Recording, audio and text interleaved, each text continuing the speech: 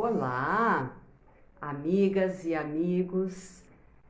Hoje estamos no 9º dia da leitura diária para todos do livro Autoemoterapia, um bom passo maior que a perna, das bases à autonomia do viver. E eu quero agradecer a todos o espaço ocupado. Eu tenho convidado algumas pessoas têm me trazido uma vibração muito positiva desse espaço aberto em que a gente está tendo a oportunidade de falar sobre a autoemoterapia, de pronunciar o tratamento da autoemoterapia, as pessoas que praticam a autoemoterapia, que amam, né? Muito grata aqui pelo retorno, que amam e que se fortalecem através da autoemoterapia. A autoemoterapia é vida, né? Então, tem sido de grande vibração. Este momento, o espaço está aberto e revisitar os tratamentos feitos com a autoemoterapia me permite ter insights para associar com esse momento atual.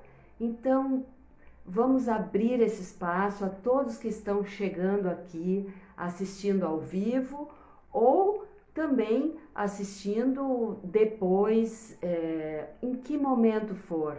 Olha só, toda a minha família faz. Então convidem a família para assistir, né?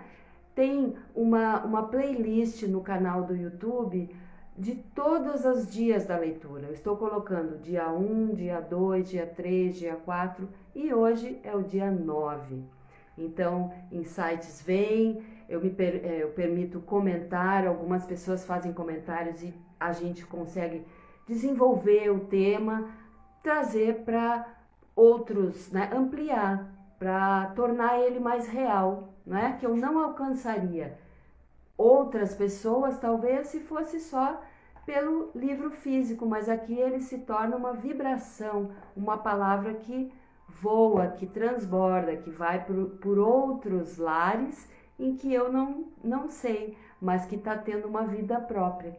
Então, com muita gratidão, hoje eu faço a leitura e de uma outra parte que também deu um crescimento riquíssimo para a autoemoterapia, para o conhecimento, para a experiência que trago até hoje, né? E que muitas pessoas podem se beneficiar, não só na aplicação, mas também como no desenvolver da sua atividade profissional ou de outra forma, não é? Passando a informação adiante. Então, que transborde essa informação, que ela possa ganhar vida por outros lares, mas que possa fazer com que vidas sejam beneficiadas acima de tudo, né? A nossa humanidade, nesse momento, está além do que qualquer coisa, né?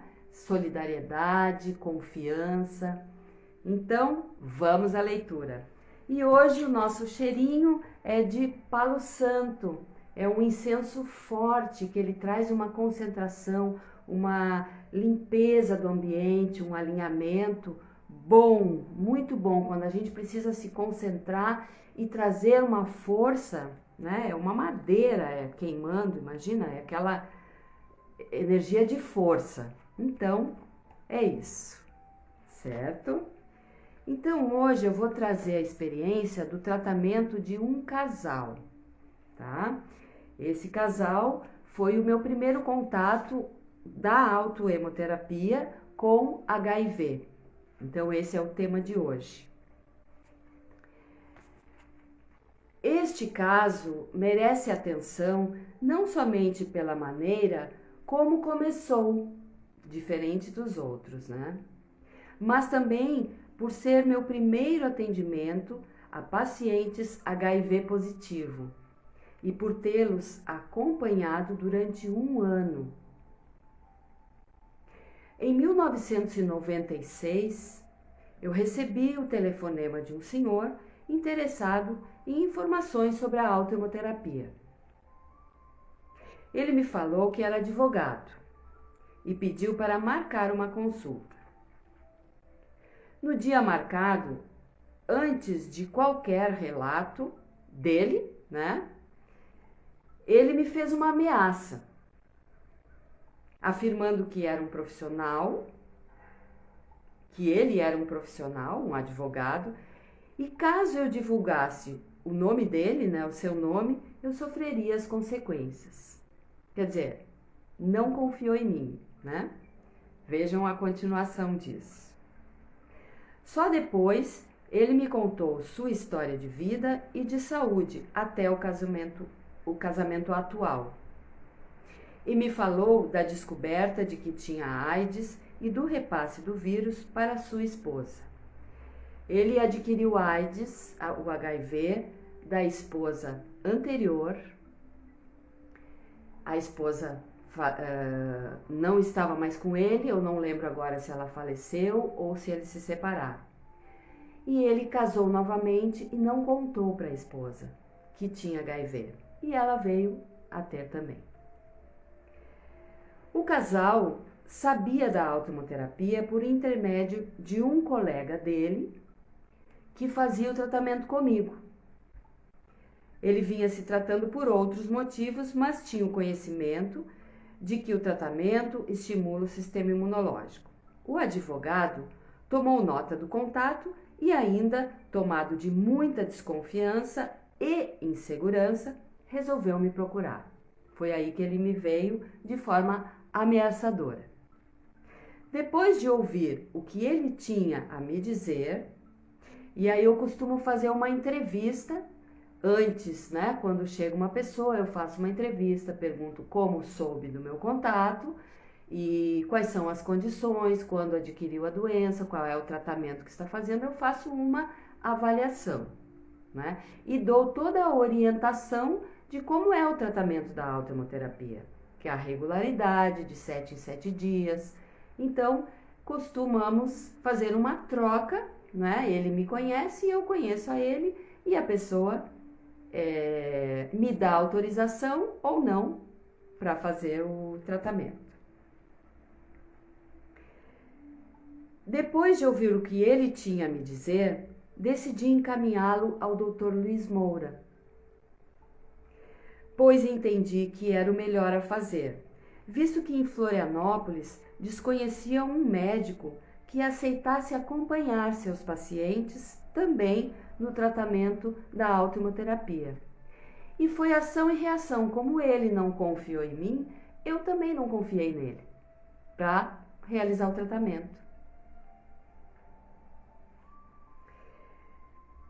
Então ele aceitou a sugestão e foi, juntamente com a esposa, consultar o Dr. Luiz Moura no Rio de Janeiro, de Florianópolis para o Rio de Janeiro. Disse-lhes que, somente depois de certificarem-se do tratamento, deveriam voltar a me procurar para darmos início às aplicações. E assim foi. Quando retornaram com a receita do médico pioneiro e experiente, começamos o tratamento com aplicações de 10 ml para o homem, para o advogado, e 5 ml para ela, para a esposa, uma vez por semana. Por motivos que preservo até hoje, não divulgarei os seus nomes, somente a história até o momento em que pude acompanhá-la, que foi durante um ano. Estivemos juntos por um ano inteiro, tornamos-nos mais próximos e conquistei a confiança de ambos. Durante este período, ele manteve sua atividade profissional num ritmo estressante e apresentou alguns episódios de cansaço, resfriado, mas porém sem a evolução para as complicações que são as doenças secundárias ao HIV.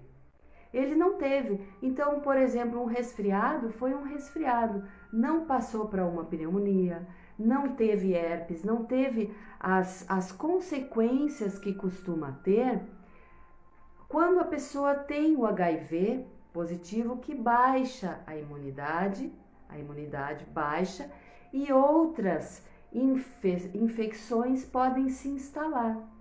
Então, como a autoimunoterapia aumenta a imunidade, mantém o organismo de prontidão e combativo, foi o que aconteceu. Ele passou durante ano, mesmo com uma atividade intensa e com o estresse, que ele realmente não parou o ritmo dele. Não, mesmo assim, sendo orientado, né? Então, o que aconteceu foi que uma gripe foi uma gripe, um resfriado, e não teve as complicações que poderia ter.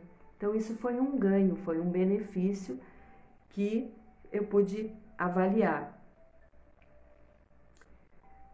Alguns episódios de cansaço e resfriado sem evolução para outras infecções, contrariando o que normalmente ocorre com pessoas que têm AIDS. Isso porque a síndrome reduz progressivamente o sistema imunológico e a eficácia do sistema imunológico e deixa o paciente suscetível a infecções oportunistas, assim que se chama, não é? Infecções oportunistas, causadas por agentes agressores, que podem ser vírus, bactérias, parasitas, fungos, ou então até desenvolver tumores. Então, isso que acontece são as infecções oportunistas que podem vir a acontecer. E com o aumento da imunidade, a estimulação através da autoimunoterapia, a gente pode observar que não aconteceu. E houve a preservação da imunidade dele e o combate. A esposa, por sua vez, manteve sua imunidade por um longo período, mas ficou muito assustada ao ver que um terçol evoluía em seu olho. Então, o estado emocional dela também, né, sempre se manteve em sobressalto, porque ela adquiriu um vírus, sabendo de tudo que poderia vir a acontecer com a instalação da AIDS, né, da doença. Na época foi 1996, né? Ainda se tinha assim muitas reservas sobre isso, tanto que eu conto que ele me ameaçou, né? Depois a gente foi numa relação de confiança, né? Mas ele nunca deixava a esposa sozinha para conversar comigo. Isso foi uma coisa que eu observei também, era uma característica dele. Evoluiu, bom, mas ela ficou muito assustada com esse terçol no olho. Contudo, relaxou ao notar que a autoimunoterapia, continuada de 7 em 7 dias, fazia regredir o terçol e adquiriu confiança no tratamento. Então, o terçol, que é uma infecçãozinha, né, regrediu ao longo do tratamento e aí sim ela começou a relaxar um pouco mais e confiar. Após um ano, eles se mudaram de cidade e eu não pude mais acompanhá-los. E eu espero que eles estejam muito bem, não tive mais notícias deles. Sou-lhes muito grata pela experiência e pelo que ela trouxe de transformação para ambas as partes, tanto para eles como para mim, que preservou durante um bom tempo, né, a confiança, o estado saudável, né, e levou eles a fazer outros cuidados também, né. Então, eles conseguiram, né, ultrapassar a barreira do preconceito, que o preconceito, enfim, estava nele mesmo, né, que achando que eu iria, mas tem uma coisa que é muito importante dentro da nossa trajetória enquanto profissionais de todas as áreas, né, mas enquanto profissional da saúde, nós temos a ética profissional, nós temos o sigilo profissional, jamais expor a pessoa, né, sem a autorização dela. Então, a gente pode, aqui nós estamos falando de casos acontecidos, tratados, mas não vou expor a pessoa sem que ela autorize, né, sem que ela dê o consentimento para que se fale da situação dela. Precisa ser preservado, não é? Então, isso é muito importante, não é? A ética profissional, enquanto profissional da saúde, não é? A experiência vale para todos, mas serve de alerta para que a gente mantenha sempre esse estado de alerta, esse estado de respeito, de consideração, não é? Pela pessoa. Então, jamais iria citar o nome deles sem o consentimento, nem para outros colegas, né? Então, aí vira fofoca ou vira algo que não é o ideal que aconteça, não é? Então, essa situação de que lá existia, naquela época, muito temor, faz com que também a gente possa associar o momento atual, né, de uma situação de invasão de um vírus, né, de uma situação de que a gente pode manter o nosso sistema imunológico ativo, né, de uma situação em que nós estamos abrindo esse espaço aqui com muita vibração positiva. Eu tenho recebido muitas pessoas perguntando, pedindo até onde tem aplicador na sua cidade e pedindo orientação sobre o tratamento. Então, esse aqui é um espaço em que a gente está tendo a oportunidade de falar mais amplamente, mais abertamente sobre a autoimunoterapia e com um produto que é o livro, e também, como ontem aconteceu, de vir a Marisa falar da sua situação. Ela veio trazer o seu aval deste tratamento. E assim, acredito que vão acontecer nos próximos relatos, né? Eu vou entrar em contato com quem ainda tiver o contato e, na medida do possível, trazer aqui para dar a sua mensagem, não é? Então, isso é um espaço aberto, é novo e acredito de muita vibração nesse momento em que a imunidade está em destaque. E para preservar a imunidade, para manter a prevenção, a manutenção, profilaxia, né? Antes de que a gente possa ser rompida a nossa barreira e invadido.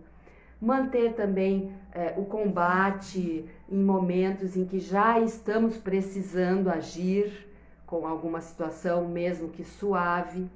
Manter também esse combate se estiver mais invasivo, se entrou mais profundamente ou se atingiu mais partes do nosso organismo, não é? Associado a todos os tratamentos que se possa fazer, a todos os recursos que se precisa utilizar, né?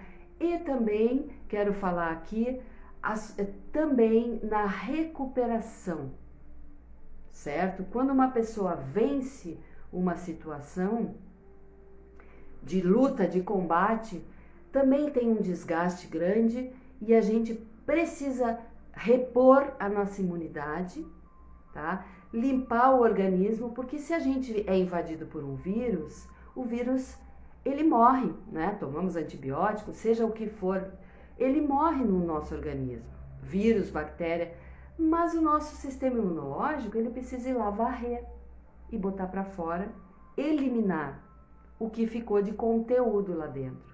Então isso é um outro tema que a gente pode trazer de alerta aqui, né? Ter atenção para depois, e isso eu falo porque eu estou tratando algumas pessoas no pós, né, adquirido dessa doença atual, do momento desta pandemia. Então, pós a doença, ficam ainda ou o cansaço desse combate imenso, ou um pouco de elementos dentro do organismo que precisa ser cuidado, que precisa ser eliminado, que precisa também de uma varredura do nosso sistema imunológico. Ele atua em todas as frentes, certo?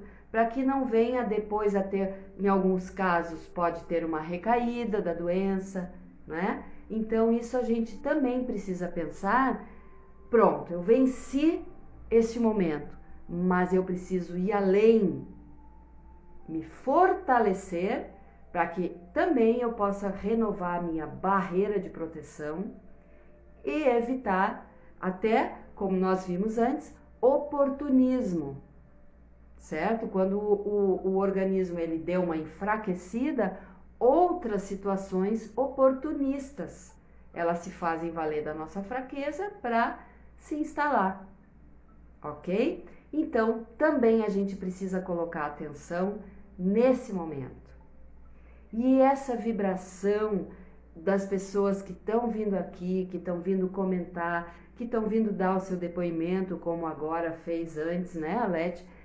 Toda a minha família faz. Então, assim, a compaixão, a solidariedade, o respeito, a humanidade nossa está em juntos, né, em união, trazer esse tratamento para o seio da família e um acompanhar o outro, né, com satisfação, com encorajamento. E assim tem sido a experiência, é um tratamento familiar, né? Um tratamento familiar que dá a oportunidade para outras pessoas também, uma família saudável, consegue ter uma qualidade de vida, consegue ir para o seu dia a dia com melhores condições. E é isso que a gente quer, é condição, é sair do estado mínimo de pronto, superei, mas como diz a minha mãe sagitariana, eu vou mirar lá, mais longe, né? Jogar a flecha e vamos lá, gente. E essa é a nossa força, a força de ir além do estabelecido, do mínimo esperado. Mas vamos mais e mais e mais buscar a saúde e a qualidade de vida. Então vejam que esses relatos estão dando a oportunidade de comentar, né? Abrir o nosso leque de possibilidades. E assim tem sido com muita satisfação. Então, diariamente eu venho aqui agora e ainda tenho um bom tempo, né? Muitos assuntos vêm pela frente e amanhã nós teremos o depoimento. Não teremos o depoimento, também é uma experiência que me deu uma riqueza tremenda, que é de um senhor que ele tinha arritmia. E também precisei buscar o recurso do Dr. Luiz Moura, ele me orientou muito, e aí amanhã vocês vão me acompanhar com o tema da arritmia, mas principalmente com as relações que eu fui estabelecendo dentro do tratamento, dentro da prática integrativa e complementar, não institucionalizada, não dentro de um hospital, não dentro... Eu fui criando condições profissionais para me relacionar com as pessoas que me davam autorização ou não para realizar esse tratamento. Então ele foi sendo construído, a confiança, o respaldo e a credibilidade foi sendo construída ao longo da trajetória.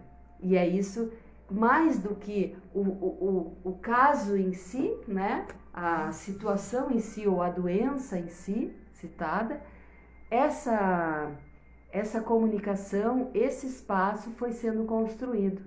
E se puder servir de exemplo para outras pessoas em outras áreas, porque tem muitas pessoas em diferentes áreas das práticas integrativas, trabalhando sozinhas ou não, trabalhando assim, utilizando todo o recurso que tem, né? E para serem ouvidas, para serem respeitadas, para que se tenha confiança e aí sim poder fazer a sua trajetória profissional. Então eu deixo um beijo a todos e até amanhã. Vamos cuidar do nosso coraçãozinho e que amanhã a gente tem mais novidades. Muito agradecida.